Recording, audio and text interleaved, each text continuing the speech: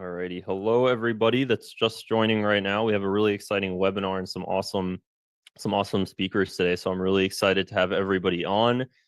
This one is going to be talking about the Palestinian tech ecosystem, how you can get involved, what are the main roadblocks, and how we can just really create a thriving Palestinian economy and support Palestinian entrepreneurs and investors as well. So it's going to be an awesome discussion. I think we're all going to learn a lot. I already have my notebook and paper out. I'm going to be taking some notes as well. We're going to be asking some questions. So while you're listening to this webinar, if you have a notebook, jot some stuff down, or just keep in mind any questions, because we are going to be doing a Q&A at the end as well, where you can actually ask these amazing speakers some questions, and we can all learn together. So this is going to be a fun time. And I'll just give another minute or so we can get some more people on. Alrighty, wonderful. Let me get going. Alrighty, we'll start in about 45 seconds.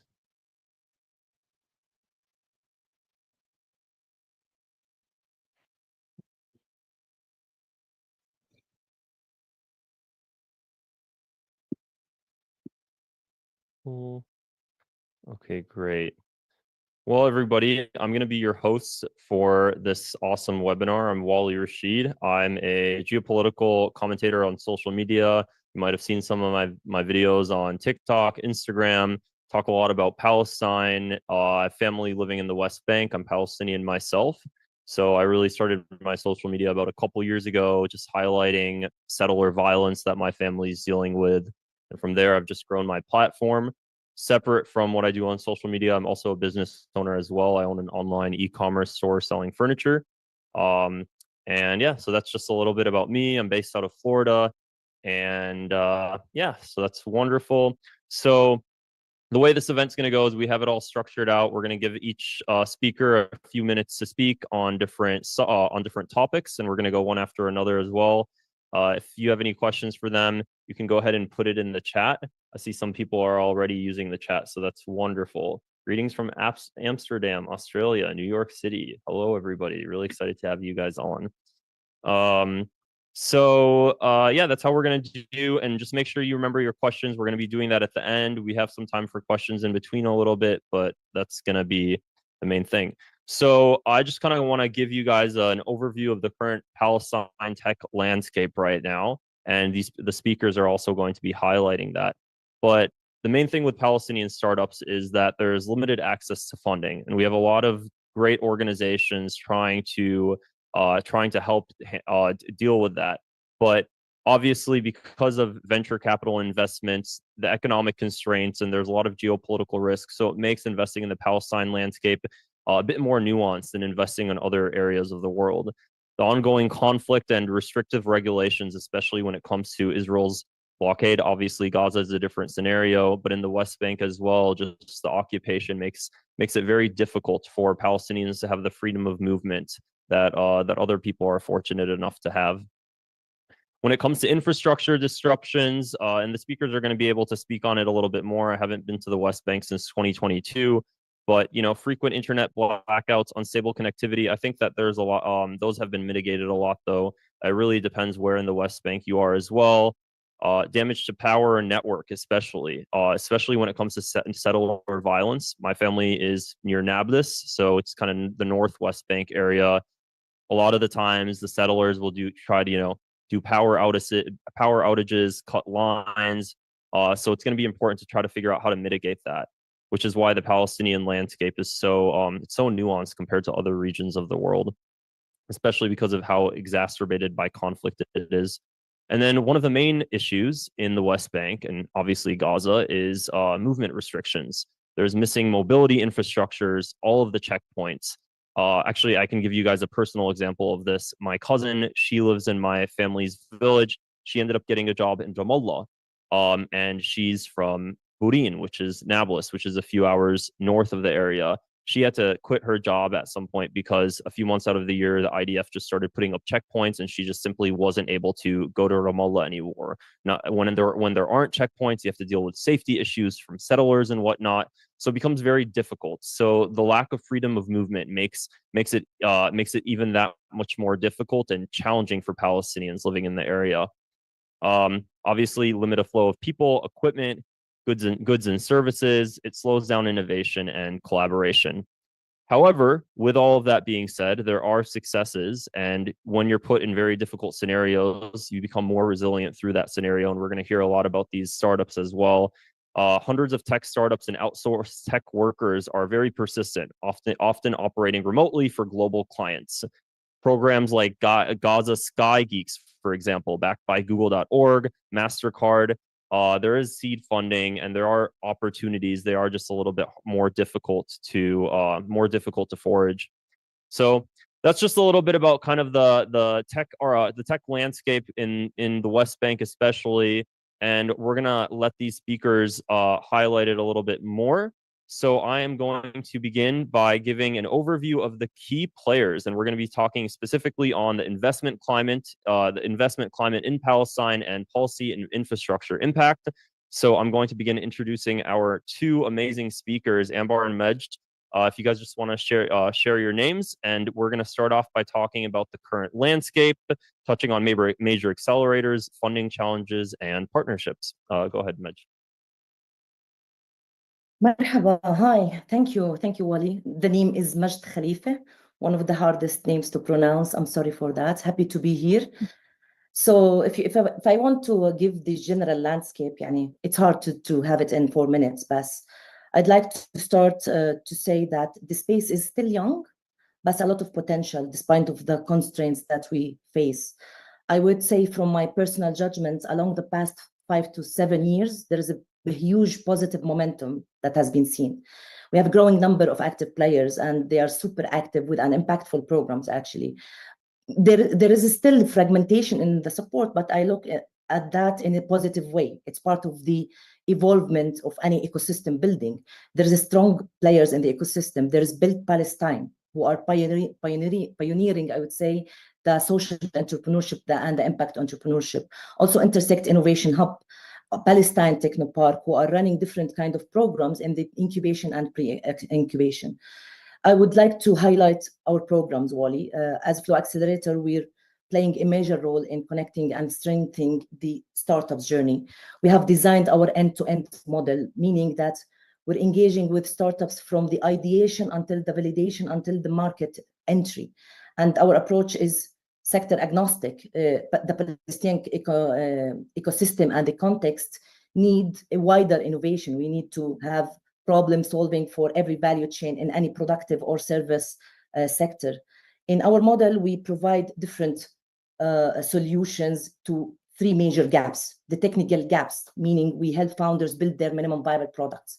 The business gap, meaning we support them in building their scalable and investment-ready business models. The financial gap, meaning we mobilize funding across different stages of building their startups. In practical terms, in the ideation phase, we provide boot camps, hackathons, in order to have a pipeline of innovative ideas until they reach up to a point that they receive a grant of $5,000 to build their minimum viable product. Then the validation phase, they are more into eligibility for pre-acceleration programs, means they're now eligible for $10,000 in terms of cash and business development schemes. In that case, they more refine their businesses, they more refine their minimum viable product, and sometimes they are able to register their company or launch their marketing campaign. For the market entry phase, they get more larger support packages, in which the package might reach up to $20,000 for global outreach, combining grants, soft landing, expansion readiness, and so on. So this is a puzzle approach in which we mobilize different kind of resources, services, partnerships also, in order to create an unbroken pathway for startups. And in that sense, I'd like to highlight the partnerships importance in that, because you need the local partners in order to get a sandbox of ideas. You need to partner with universities, tech communities, and others. But as you move forward on the value chain of supporting startups, you need more global partnerships. So I'd like to highlight some of them, like Orange Corner, Seed Stars, Village Capital, Parachute 16, Flat 6 Labs. They are opening doors for us for access to markets and mentors and others. I'd like to highlight one of the major funding gaps that still remains after the following or the graduation of startups at the later stage of the funnel, in which two major programs are prominent in the Palestinian ecosystem and are trying in a significant way to fill some gaps. TechStart program, which helps startups retain their talent and teams, which is very major pain point at the market entry and for them to be properly presented for investors. On the other hand, IPSD program, who provide support in terms of grants, and now they are expanding to co-investment grant. And Amber, I think she has a great experience with them.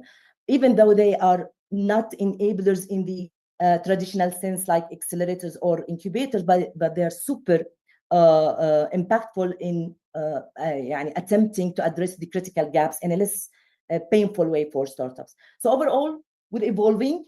We need better, more aligned efforts, maybe better, more pathway for growth startup growth, but stronger connections can make it happen. Thank you. Wonderful. Thank you so much. And Amar, if you can introduce yourself as well and discuss the role of the diaspora investors and any standout success stories or initiatives you can think of, I'd appreciate it. Sure. Thank you, Wally. So Amber Amle, I'm the managing partner at Ibtikar Fund, along with Habib Hazan. We co-founded Ibtikar about 6 years ago, and we're the only VC current in or active in Palestine at this point. And as such, you talked about sort of the need for more investors and access to funding, and that remains. We are a venture capital fund.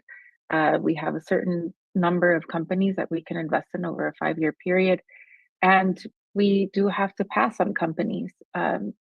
And so there are companies that we may not sort of see eye to eye with or agree with or want to invest in, given sort of our portfolio at the time. And there are other investors that should come in, and that would happen in a more mature environment.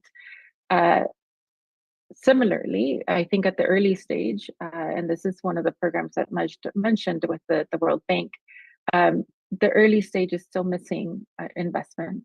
We in our second fund are now doing average checks of $500,000, which for some of you in the West might sound like a little bit, but here it's quite significant. It can last maybe 12 to 18 months and get a company to expand in the region or in another country and get the growth they need. And Majd also mentioned the $5,000 grant, which again sounds like nothing, because sounds like 1 month of a salary for a junior tech developer somewhere. But here you can get you to a light MVP to start working with. So diaspora is key in the sense of 1, network, 2, funding, 3, relationship building, opening doors, experience. And I think that's where the Palestinian diaspora, which is incredibly strong in many places around the world, can be of great support. It is in our fund. The majority of our investors in terms of numbers are in the diaspora, either in the Gulf or in the West. So that's number 1. But certainly they're involved with us because they want to do more than just invest, money in our fund. They really want to support. And so when our companies are going to, let's say, Kuwait, we call on our investors in Kuwait and say, we have a company that's looking to expand or that is coming for a conference. Can you help make connections, etc.? And they do that, therefore acting a bit like angel investors. So I think that, if we're looking at what the diaspora can do on their own, it's certainly angel investment. It's connecting as mentors. It's bringing that expertise back to Palestine. I think one of the biggest challenges for our ecosystem is that we remain completely disconnected. For example, it is very difficult for a Palestinian university to bring in foreign professors. They can't get visas, and even when they do have the visa, it's really hard for them to enter. Maybe at the border they're held, etc. So it's scary for a professor of a certain level to say, I'm going to leave my tenure job in Brown University and come and work for Bridget University for a year. It is very scary. It's a big risk.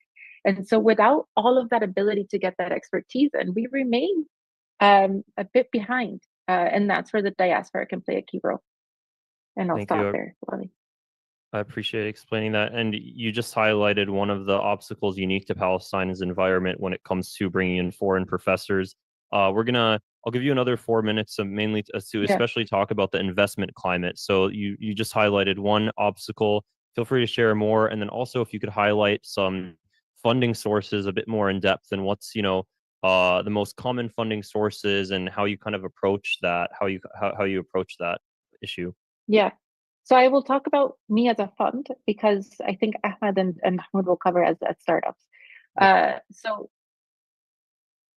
by the way, it's foreign labor generally. So, if for anyone that wants to bring any foreign expertise, it's very, very difficult to bring them into Palestine. The professors just play such a key role in our ecosystem because we need the top tech talent, we need the top marketing talent to actually come back and teach our students. So for us, the majority of our investors, as I said, are diaspora in terms of number.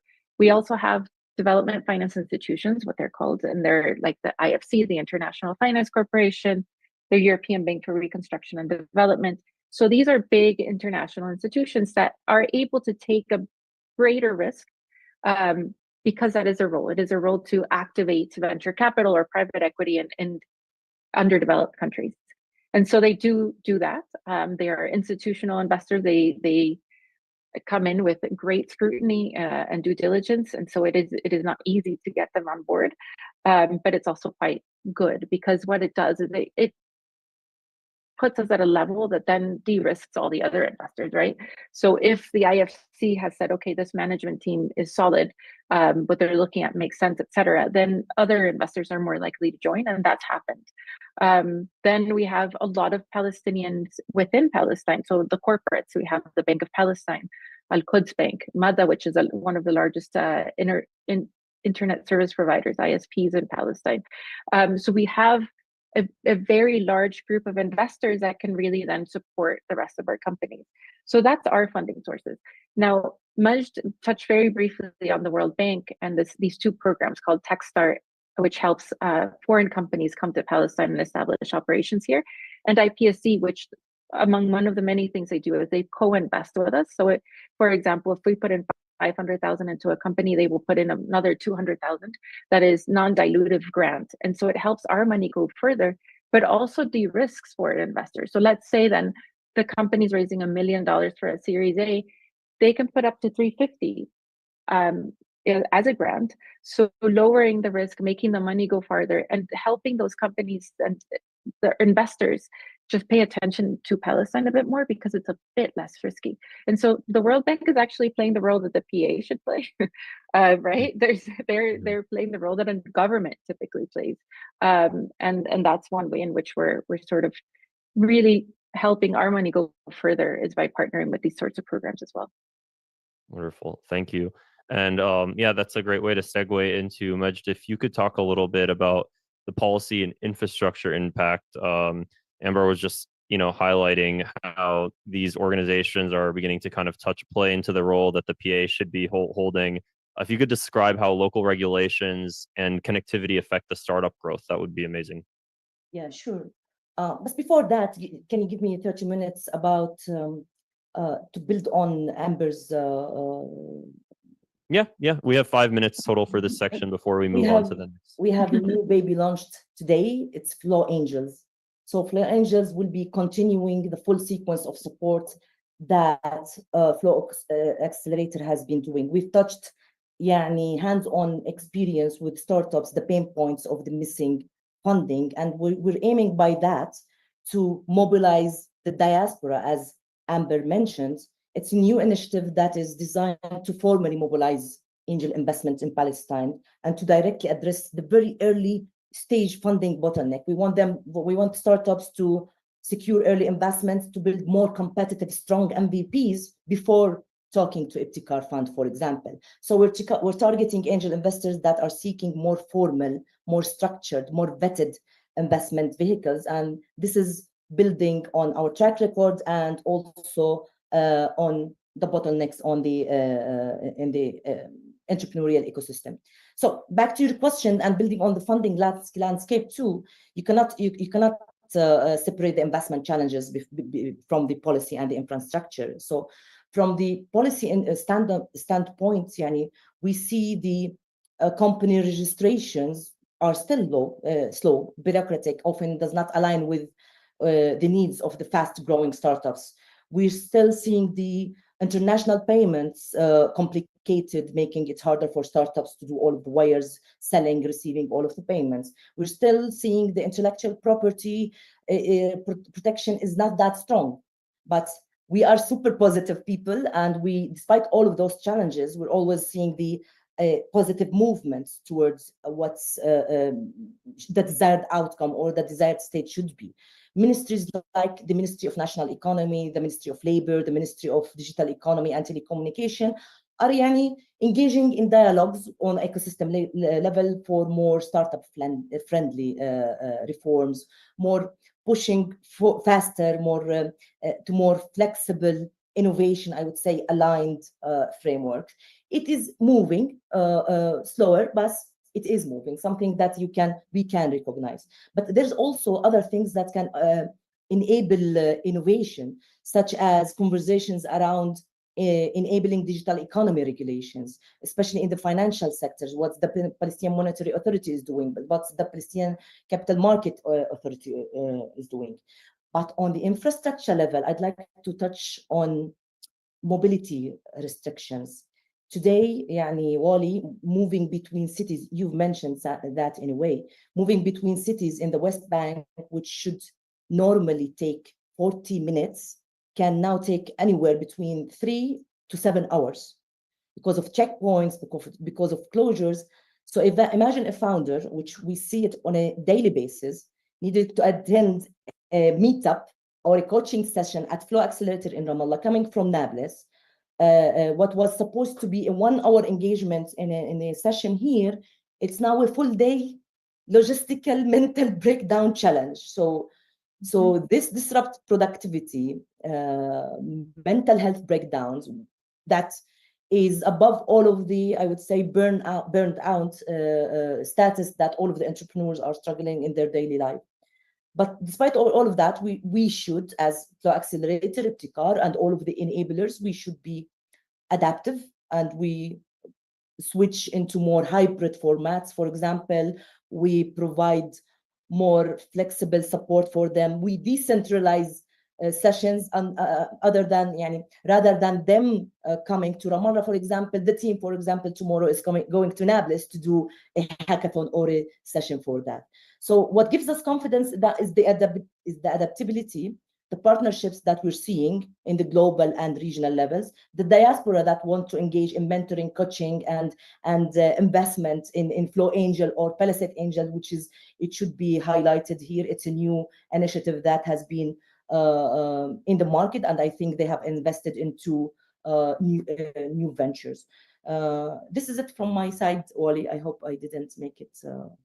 No, that's perfect. Actually, that's just perfect on time, so we can move on to the next section. I took a lot of notes as well, so I'm going to definitely ask you some questions regarding what you just said when we get to the Q&A section. I appreciate it. If I can just jump in, Wally, just very quickly. So yeah. Majd talked about sort of some of the issues with registration, and you talked about it, the geopolitical risk and inherent risk that it means to invest in Palestine.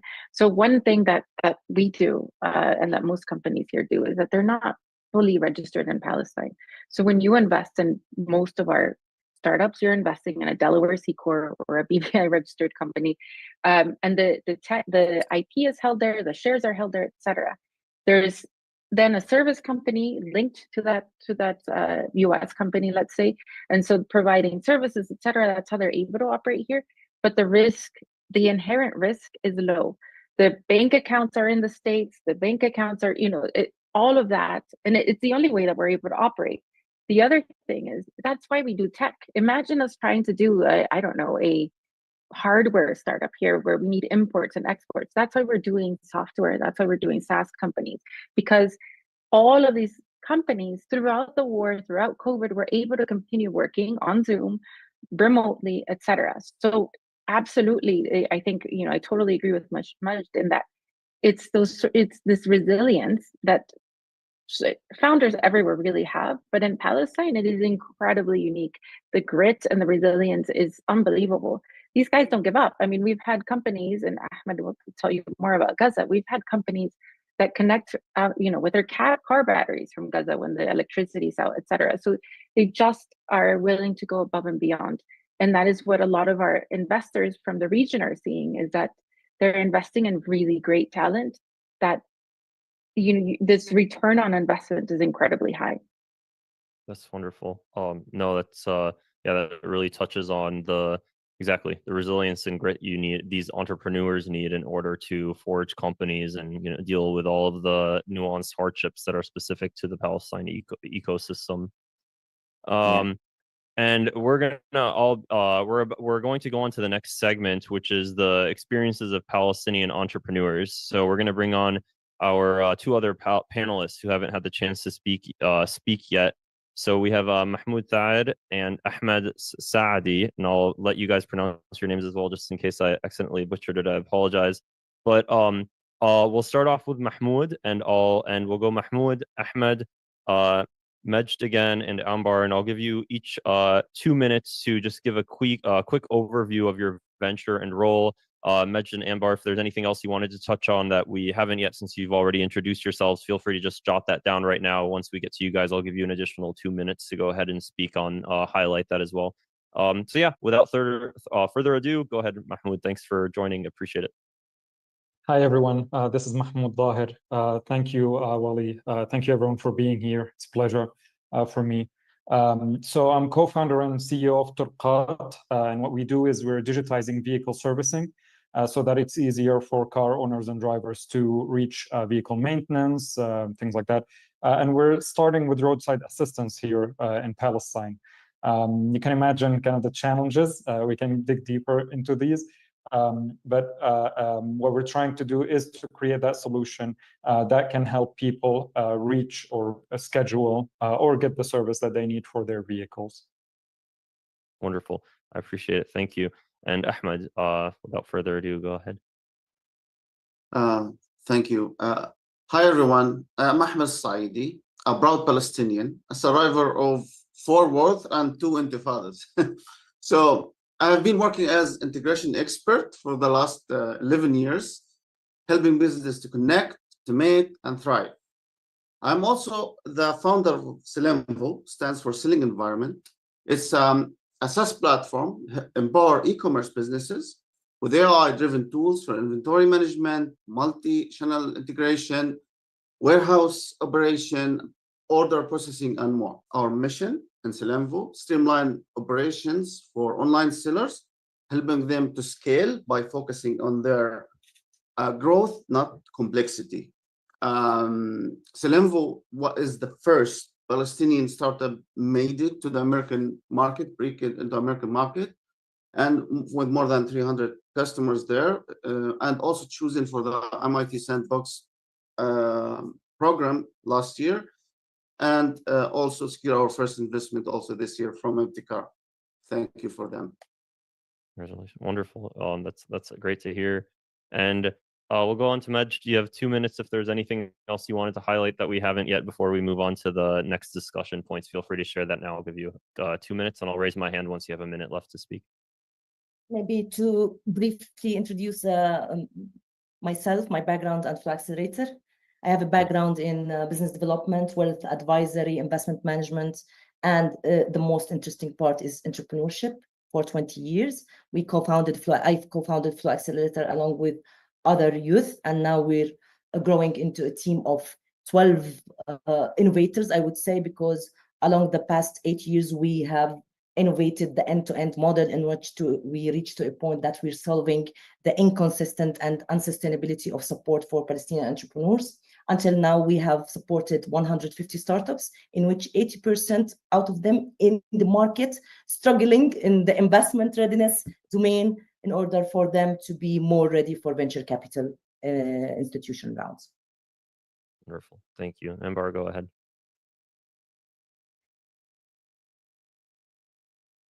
Oh, your microphone is muted if you want to go ahead. Sorry, guys. So I was saying, I don't think there's much more to say about me. I've been here 15 years. I'm actually Mexican American. Came 15 years ago, as I said, and started Ibtikar Fund 1 in 2016 and Fund 2 in 2021. I do want to point out, though, Salenvo, because they're one of our latest investments, and he is very humble. But Salenvo is one of the most incredible companies we've seen at Ibtikar. It was globally one of Amazon's top 10 developers globally, operating from Gaza before the war. I mean, imagine what that achievement means. And so they were developing products that would serve Amazon clients. And from that experience came Salenvo.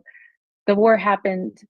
They have survived it. They have done incredible things in order to support all of their employees in and out of Gaza now.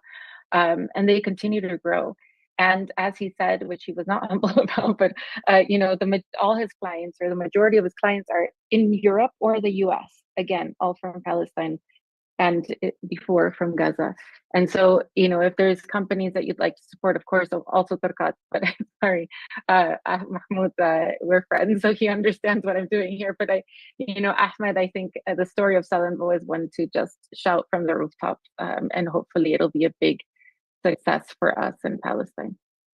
Wonderful. I love that so much. I love knowing that the speakers, you guys are working together in ways and both all helping each other grow. That's really what the Palestine ecosystem is about. And that's great to hear that story. I appreciate it. We're going to move on to the next point, which is going to be the core discussion points, really. And I'll break it apart so that way you each have 2 minutes to touch on each point. We'll start off with Mahmoud. But we can, Mahmoud, if you could, I'll give you 2 minutes to talk about the challenges and milestones. So if you could share 1 or 2 key challenges that you face, whether it's securing funding, navigating infrastructure issues, or dealing with political constraints, and a significant milestone or breakthrough. After those 2 minutes, then we're going to go ahead and talk about growth strategies and lessons learned. But we're going to start off with these 2 minutes talking about challenges and milestones. Mahmoud, we'll start off with you first, and I'll raise my hand when you have about 30 seconds left to speak. Go ahead. Sure. And I'll try to be brief with that, though we have many, many challenges. I know I can break them down into kind of the infrastructure or tech challenges, political, economic, things like that, and how I hate to usually, put everything on occupation, but I want to stress how the occupation is directly and indirectly affecting the environment for entrepreneurs and startups here. From a tech challenge, for example, we have GPS jamming, spoofing. Even when you're trying to develop a tech, it's even more specific to Palestine that you have to be aware of these major things that they're out of hand. When we're trying to develop Turqat and get the location of a customer, for example, and things like that, it's throwing it all over the place. Palestinian phone numbers were targeted so that we're not receiving, for example, phone verification. And that affected our customers, but also ourselves, in that we were not able to verify our developer accounts for Google and Apple and etc. So even from a tech standpoint, it's very challenging. Politically, we've touched base on this, but trying to service the West Bank, not talking about Gaza even, we were not able to get into Gaza to actually launch operations there or to connect with people there. But here, even in the West Bank, trying to connect service providers with customers, the 10-minute trip would now take an hour and a half. That's even you can get there. For certain areas like up north of the West Bank, we had to cease operation because service providers are not able to move. There is closures, there's curfews, there's invasions. So it's very, very challenging situation. And even on an economic standpoint, it's very challenging because people are not spending money to do so. So when you're developing a new product, you have to keep that in mind. And you're trying to do market verification, your MVP, your proof of concept, and you're trying to get customers, but it's very challenging. Even companies, when you're developing a B2B contract or activity, companies are downturning their economic activity. So all of that is affected. Thank you. Appreciate. Thanks for sharing that. And Ahmed, if you could please talk about some challenges and milestones that you've faced. Yeah, I mean, Salenvo from Gaza is just enormous challenges. For example, the limited infrastructure even before the war, there was a very big problem of moving out from Gaza to anywhere else in the world.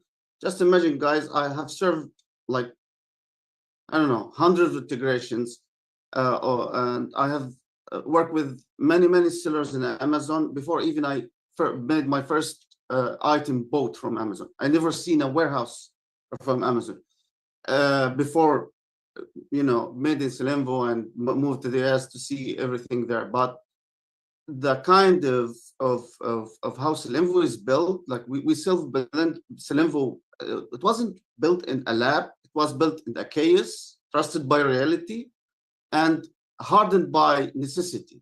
So everything we have done in Selenvo was bootstrapped from scratch. Like there's an issue with, as you all know, with funding. So we start by small tools and a direct what the client needs, and through all these iterations with the users, tools, we unify all this to one platform to automate the inventory management, order management, product listing, all things that Selenvo is doing.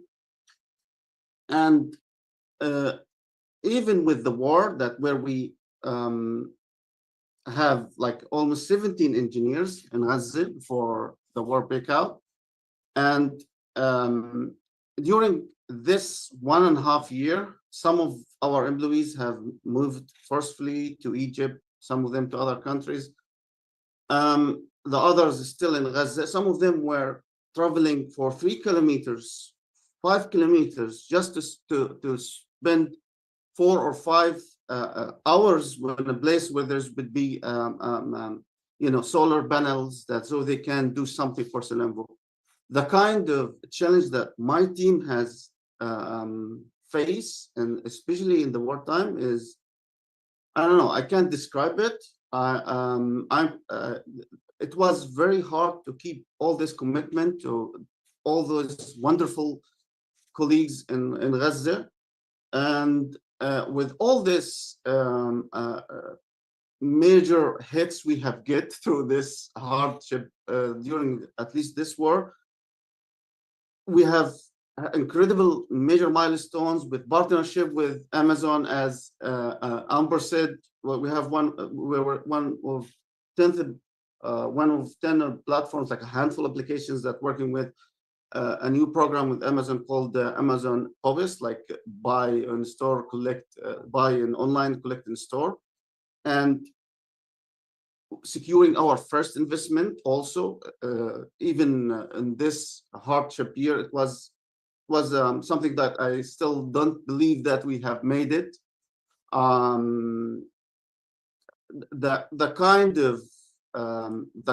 of there's no backup plan after everything, you know, that has been destroyed. So our only option was the excellence. We have to iterate fast, adapt fast, turn into survival mode, to build a tool that have a global impact. Wonderful. So, and I'm just going to stop you right there, and we'll get to the next. I'll definitely let you speak more. I'll give you another 2 minutes, but I want to make sure we get through everything. So I'm going to stop you there, and we're going to go to Mej next. You have about 2 minutes to share challenges and milestones, and then we're going to get back to everybody so that we can know how you actually overcame those challenges that everybody just shared, because that's definitely a very, very important point. So Mej, if you could just go ahead and share specific challenges and milestones, any specific examples, that would be great. Awesome. Go right ahead. Yeah, from an accelerator point of view, I think one of the major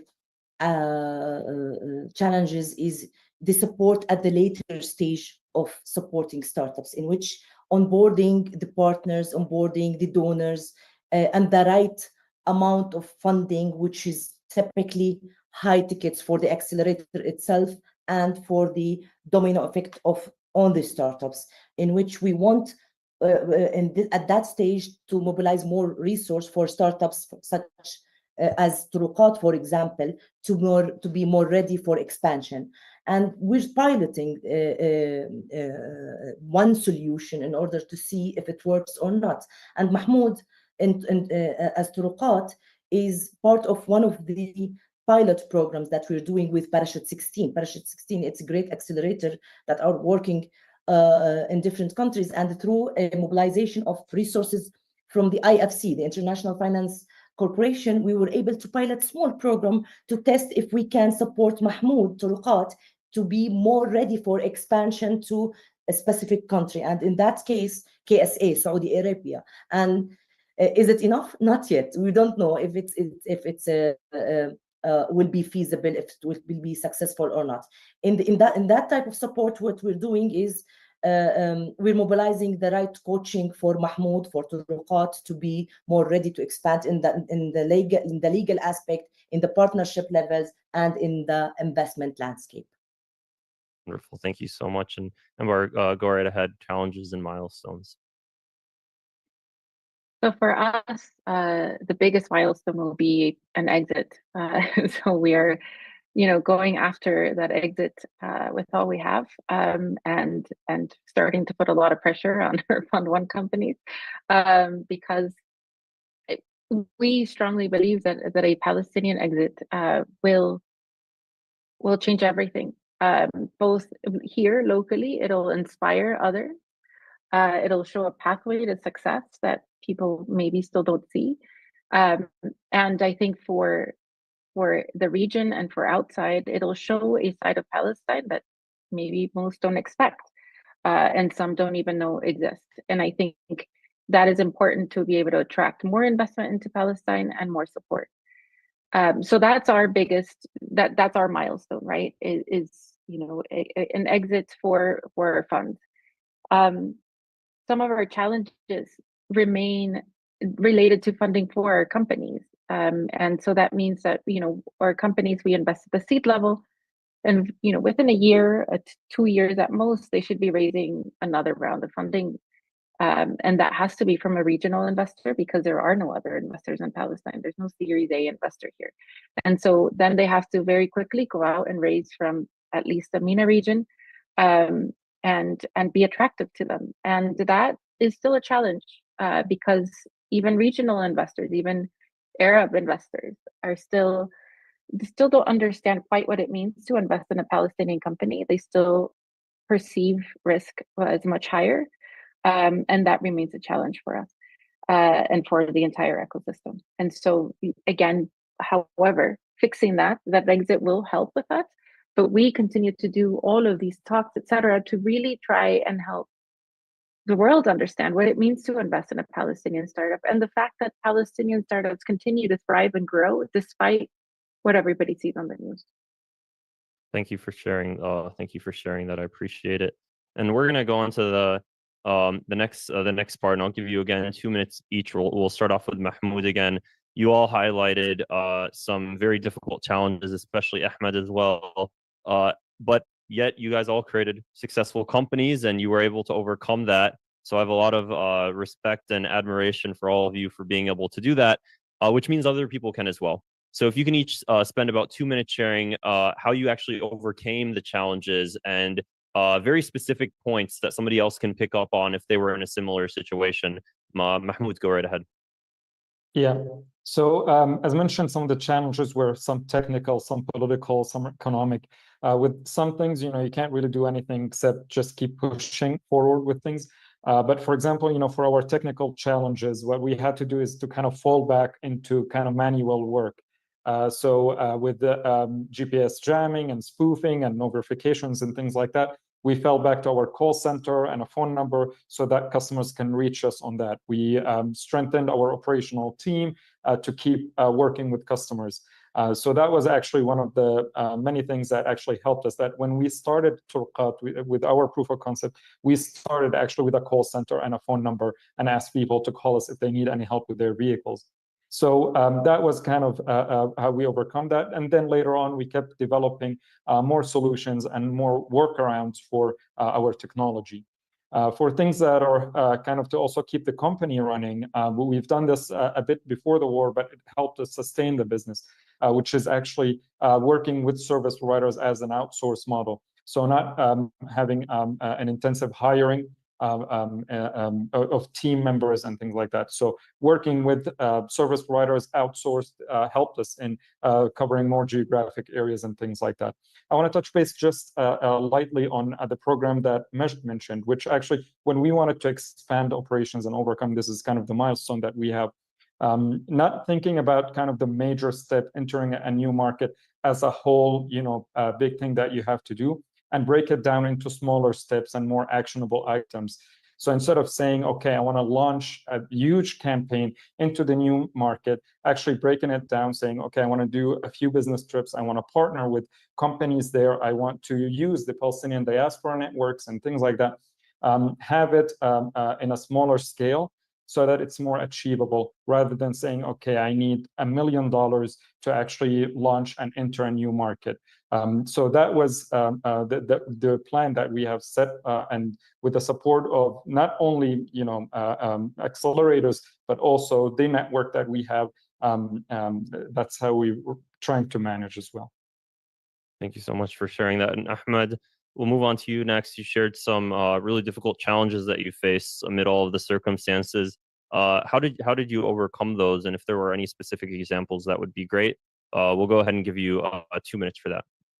Thank you. I mean, given the first, the main problem is living without investment.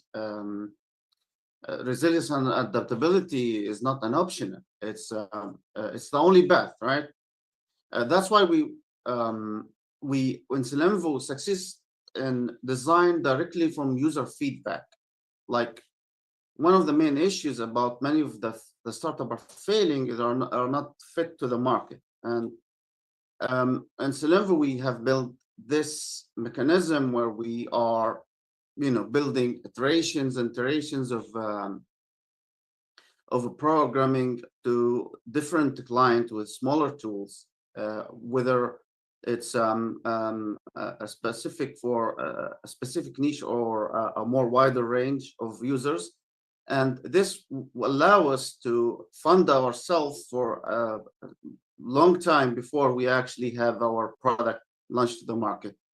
With staying focused to our customers, constantly refine the product needs and all of that, pivoting fast, adapt quickly, build something in reality. It's not just to survive, also to scale. So that's how we mitigate, at least in the first years of where we're building Selenvo. Thank you so much for sharing that. I appreciate it. We'll move on to Majd now. Again, growth strategies and lessons learned. Go right ahead. We think like Ahmed, although we are an accelerator, but we're entrepreneurs ourselves. So we learned a lot along the past 7 to 8 years, and we have a growing learning curve in which enables us to continue the loop of supporting entrepreneurs.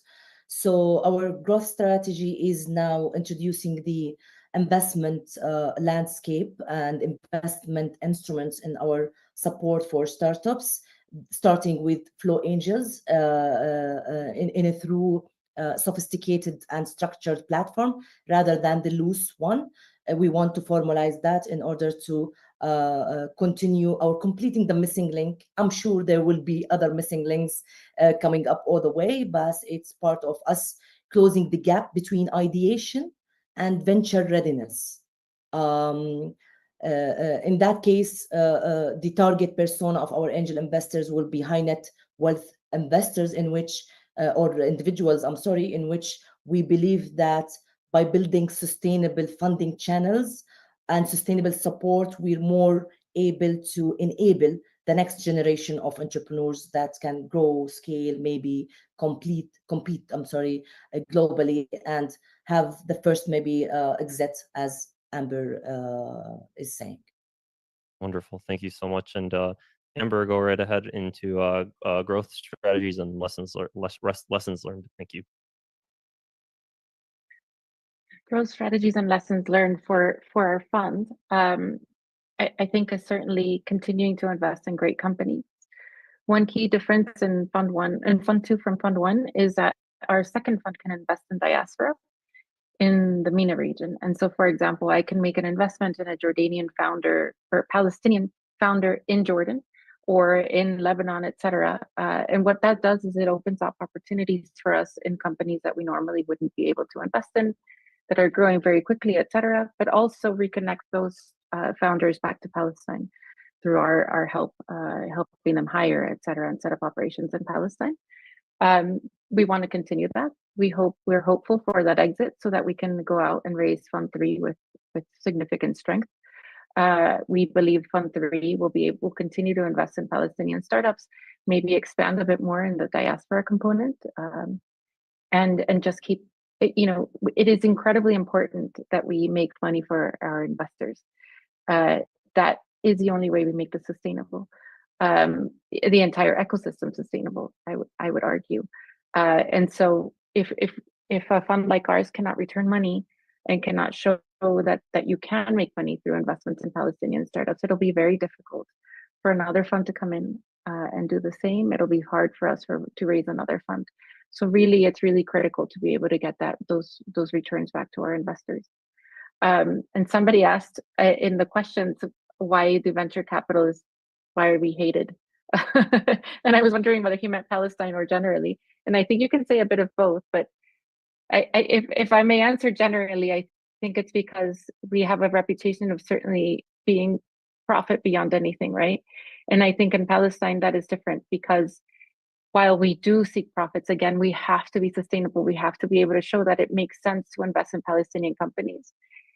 We are also are very much part of the community in which we operate and support all of these different programs. I know, the panelists, I know all of the different players. And what we try to do is really try to work together with everyone and elevate the ecosystem generally. We don't have a lot of competition, and so it's incredibly important that we cooperate. And so that's one thing.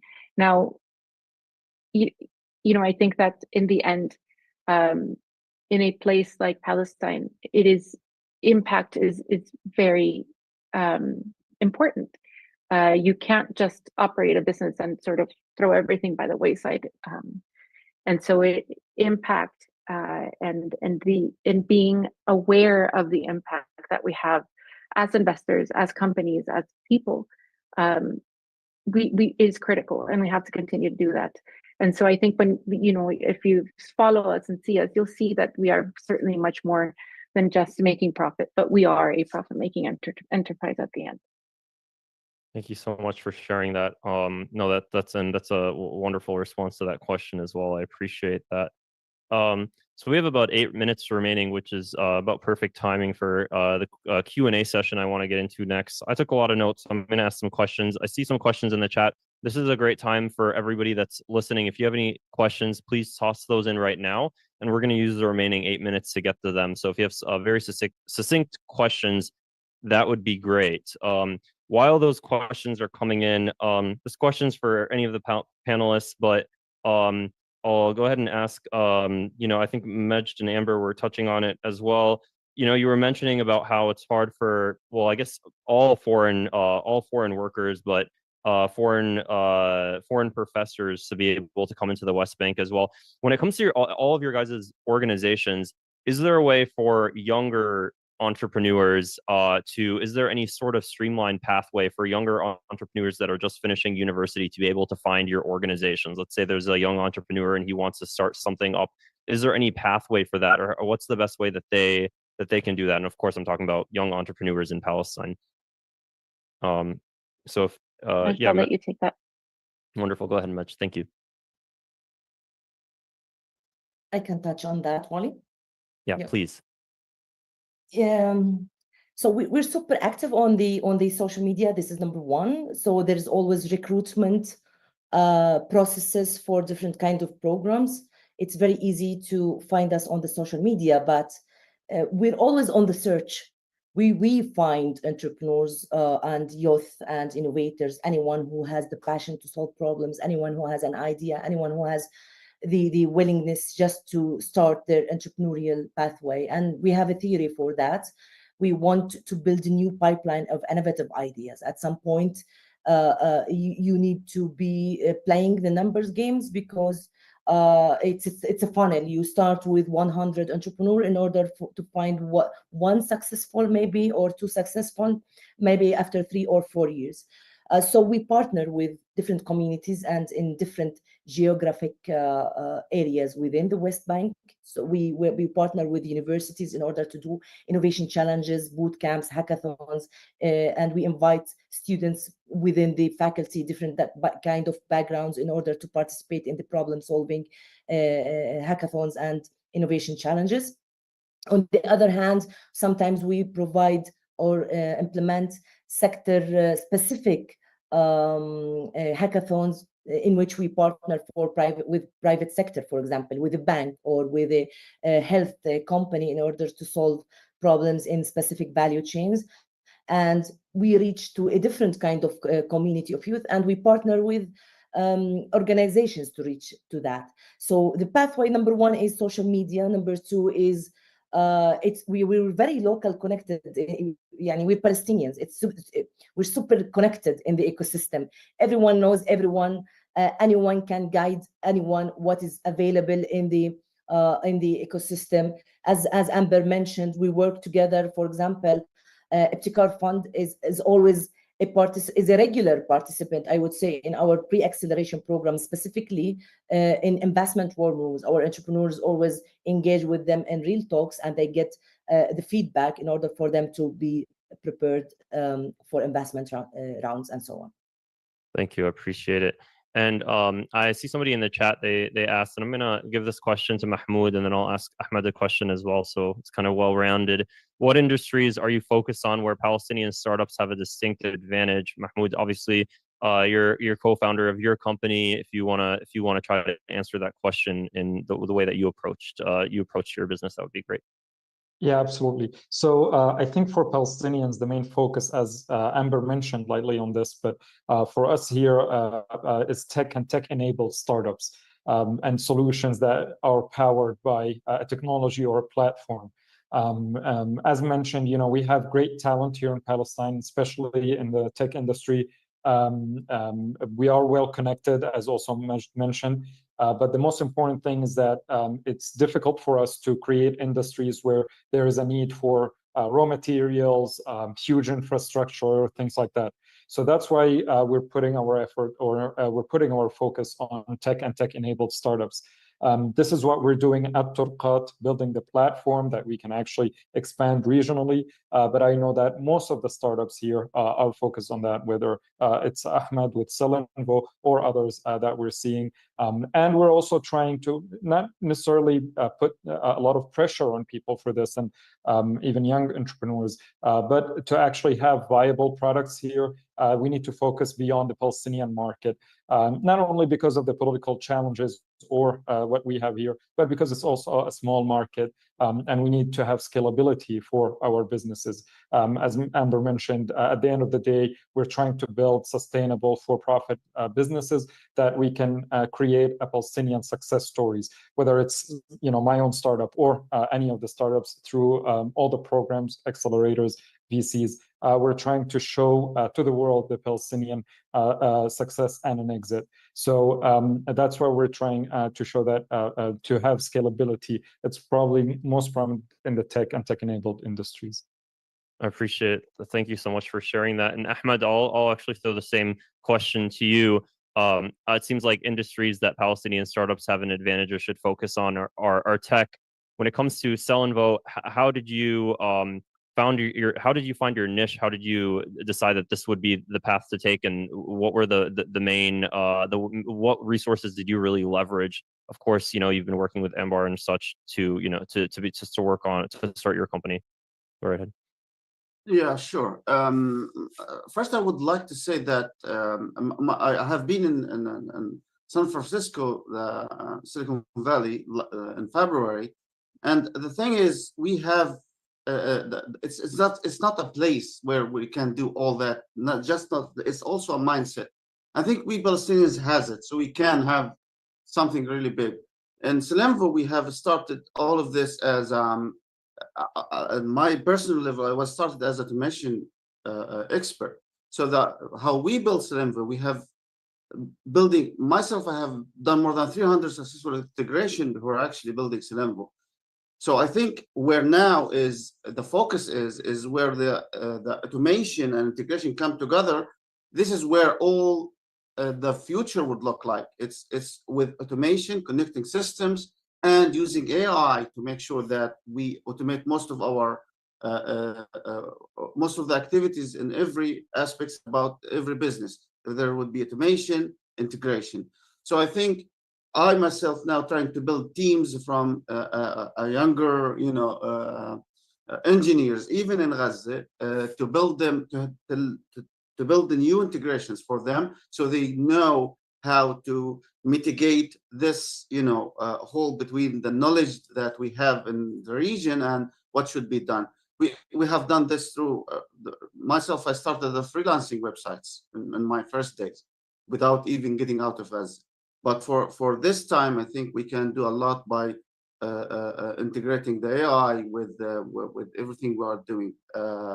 So I think the next would be innovation is our form of resistance. We have success, and the best answer is for the kind of challenges we have is just to focus on technology. It has no limits. I love that. Thank you. I think that's a great quote. Innovation is our form of resistance. I love that. I think that's an amazing way to put that. Thank you. We are just a little bit over time, so we're gonna have to wrap it up there. There's so many other questions and there's so much more I want to get to, but maybe we'll do that in another webinar. Speakers, you guys have such amazing, inspiring stories, and I really appreciate taking the time out of your day to meet with me and all of these amazing viewers that are listening to this. If the speakers haven't already, if you could please in the chat just put your links, ways people can connect with you, the best ways that they can support your initiatives. That would be great. I'll leave the webinar open for another 2 or 3 minutes, so that way everybody has a chance to copy that. And then for everybody watching, if you want to connect with me, I'm on social media, Wally Rashid. I make a lot of TikTok and Instagram videos. I'm going to toss my handles as well. And then again, please, panelists, if you could also do the same, that would be great. And other than that, unless the panelists have anything else that they wanted to add, please let me know now. But thank you guys all for listening. I think this was probably this is my favorite webinar so far. This was wonderful. Yeah, so that'll be the end of this webinar. If you have any questions, feel free to toss it in and we'll get to it hopefully in another webinar. Otherwise, you are all free to go. Thank you guys so much. I appreciate it. Thank you. Thank you, everyone. Thank you, everyone. Thank you all. Bye. All righty. Take care. Bye, everybody. Thank you. Bye-bye. Bye.